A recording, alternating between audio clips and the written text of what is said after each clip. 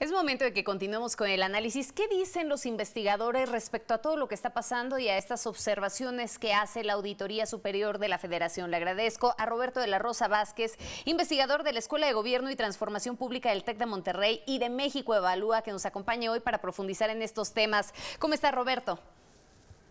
Muy bien, Magda, muy buenas tardes. Muchísimas gracias por la invitación.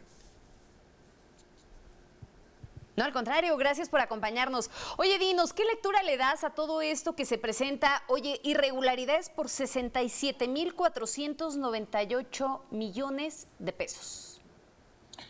Gracias, Magda. Sin duda es muy importante revisar con muchísimo detalle la información que nos están presentando justamente el último día que debía presentar el auditor, que fue el 20 de febrero. No hay que olvidar que venimos de una entrega retrasada de los informes de auditoría. Por la pandemia, el auditor no entregó los informes en junio, que es la primera entrega a la parte legal, como lo establece la ley. Los entregó en octubre y en octubre determinó 23 mil millones de pesos como presuntos daños patrimoniales. Estos 23,000 se suman a los 67 que tú comentas, presentados el sábado 20, ¿no? En total suman 100 mil millones de pesos y es muy importante revisarlos con muchísimo detalle, porque tenemos que ver cuáles son los responsables y tenemos también que ver qué tipo de acciones se están generando a partir de los resultados de auditoría, Magda. Por un lado, los estados estarían siendo responsables de 72,000 de estos 100 mil millones de pesos y la federación alrededor de 28 mil millones de pesos, ¿no? La federación, me refiero al gobierno federal y las dependencias de la Administración Pública Federal. Pero por otro lado, también es muy importante ver qué tipo de acciones se están generando. Hay que entender cómo se rompe la corrupción y desde nuestra perspectiva la corrupción se rompe cuando hay una sanción. Cuando hay una sanción no hay impunidad, ¿no? Pero para que exista una sanción por un acto de corrupción, puede haber primero una detección de un acto de corrupción, después debe haber una investigación, una substanciación para culminar con la sanción. Entonces, justamente es aquí en donde ya no se sostiene lo que nos presenta el auditor del todo, no se sustenta del todo lo que nos presentó el auditor el fin de semana. ¿Por qué? Porque estamos hablando de presuntos daños patrimoniales, no estamos hablando de daños confirmados. Evidentemente hay una auditoría, hay un resultado, nos lo presentan en un día determinado y a partir de eso se notifica a las dependencias estos resultados. Se abre un periodo de aclaración y es justamente en este periodo de aclaración en donde terminan por no confirmarse muchos de los supuestos daños patrimoniales que la auditoría detecta. En el contexto Sí, que es histórico, la ahí Auditoría donde Superior de la tenemos que esperar, Federación, ¿no? sí, exactamente. En el contexto histórico, solamente 1 de cada 10 pliegos de observaciones se confirman. Es decir, de los pliegos que nos está presentando en esta ocasión el señor auditor, alrededor de los 100 mil millones de pesos, estaríamos anticipando posiblemente que la mitad se aclaren con el paso de los meses, incluso de los años, porque es un tema que lleva incluso muchísimo tiempo. 50% se aclararían por las dependencias, 40% estarían en rezago durante gran cantidad de meses y solamente el 10% terminarían por confirmarse. Ese es el saldo histórico de la auditoría al determinar daños patrimoniales.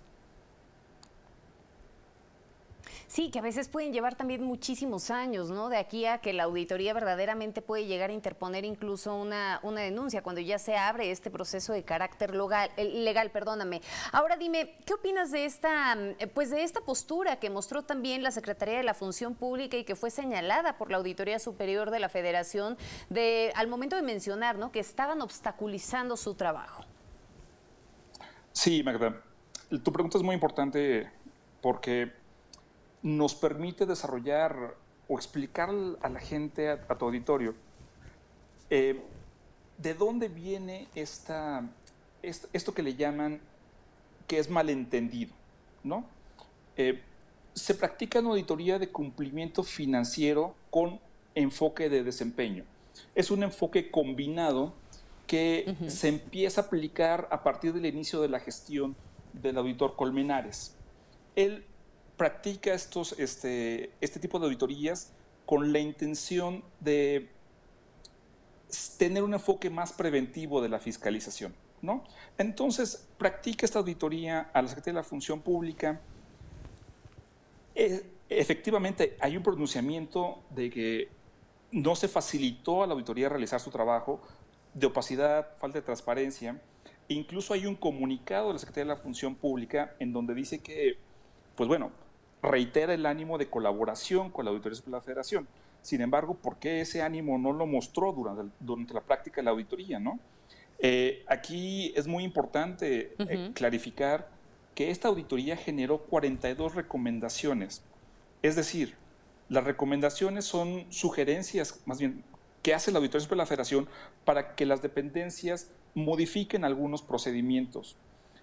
No hace un pronunciamiento o un señalamiento de una responsabilidad administrativa, ni tampoco de un daño patrimonial, ni tampoco de una denuncia. Es ahí en donde se quedan cortos los resultados de la auditoría, Magda, porque son recomendaciones, se solventarán, se aclararán en algunas semanas, en algunos meses, y a lo que sigue. No hay ninguna consecuencia de esta falta de probidad que mostró la Secretaría de la Función Pública y que queda en el informe de auditoría. Perdón, Magda. Y que bueno, en este sentido sí vemos realmente cómo está limitado, ¿no? El ámbito de actuación que puede llegar a tener la Auditoría Superior de la Federación en este sentido. Dime una cosa, ¿existen avances por parte del gobierno federal para poder prevenir la corrupción en el país? ¿O a qué nos estamos enfrentando? ¿Podríamos estarnos enfrentando a un retroceso? Y te lo pregunto porque inclusive ustedes, desde la postura en donde están, en el TEC, también ahí en México Evalúa y demás, en reiteradas ocasiones han hecho análisis profundo, análisis cuantitativo que refieren realmente pues todos estos riesgos que se podrían estar advirtiendo en materia de corrupción. Sin duda hay riesgos. Nosotros nos enfocamos sobre todo a analizar esta parte de cuáles son los factores que debemos de revisar desde el punto de vista del diseño institucional y la parte también que tiene que ver con la parte del desempeño de las instituciones, ¿no? Justamente retomando esta auditoría que practica la Autoridad a la Secretaría de la Función Pública, hace una sugerencia la ASF a la Cámara de Diputados, señala que es necesario definir muy bien qué es el control externo y qué es el control interno. La Secretaría de la Función Pública corresponde al control interno y la Auditoría Superior de la Federación el control externo.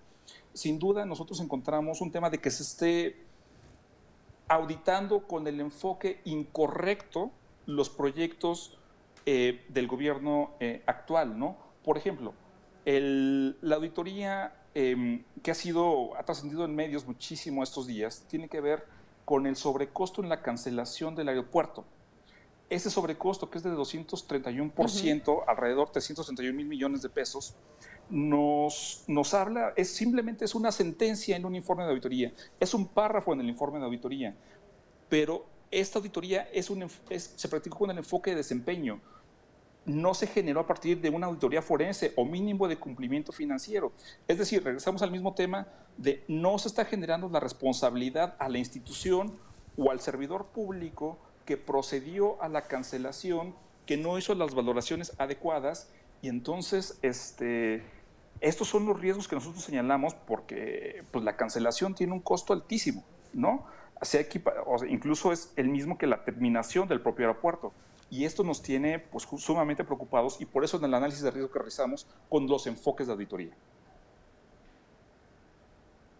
Entonces, habría que aclarar este enfoque de las auditorías para saber realmente de qué tamaño es el monstruo que estamos enfrentando, porque en este momento siguen volando las cifras, por lo que entiendo.